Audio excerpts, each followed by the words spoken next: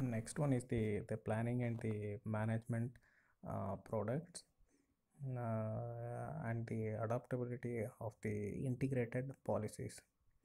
In the water resources planning and management, the final report should contains the following points. The first one is the discussion of the water resources management issues and their option will be has to be considered. And another part of the report might be including the what are the prioritized in the list of the strategies, and what are their advisors, and for the addressing the whatever the existing the problems, and for the availability of the development or the management of the on the opportunities in the basins. And the next one is they have to consider also the need which is given to for the improving the quantity of the water resources planning and management, and their review process.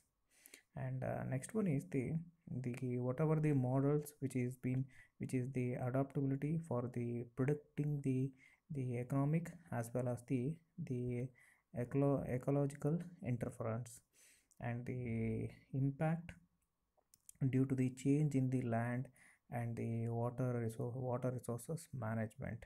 The use could be used for the questions. There may we can the impact the production predicting can be aided by the user from the used models, and application for the real system have can be improved. The water resources planners and the managers has to take the decision, may study and evaluate the alternate water resources design and the management planning and the operating the policies. So these are, if you take an example of that, the what are the hydrological and ecological and economical consequence of the human land used, such as the urban and the commercial development and the large residential areas. So if you take the second examples, what are the economical limitations, what is the cost it can take, and the what from the ecologically what benefit can we have the light for the light residential area or the for the thickly residential zones between the waters and the commercials. So commercials, urbans or agricultural lands. So this has to be considered. If you take another example, what are the associates with the ecological and economical and the impacts of the trend in the residential, commercial and the forest lands replacing the agricultural lands.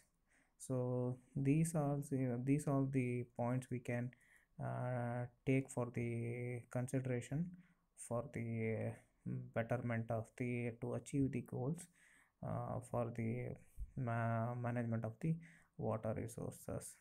These may include improve the data related to the water or the treasure to the environment, reform to the water governance, revitalization of the agricultural water use, and management of the urban industrial demand, empowerment of the poor and the women uh, in the water resources.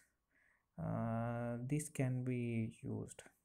So the models whatever the which is done, which is given taken from the report from the water resources models to be optimized to utilize the available of water resources to meet the demand as many as users possible.